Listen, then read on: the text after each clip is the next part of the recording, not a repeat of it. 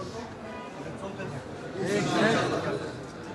আমরা এই বিজয়কে যেন কেউ নকশাত করতে না পারে সেটাও আপনারা সবচেয়ে বড় হচ্ছে ধৈর্য এবং সহনশীলতা এবং তোমাদের সংযোগ বাড়ানো। ঠিক আছে, অর্জন যেন ছুটে না যায়, অন্য কেউ নিয়ে না যায়।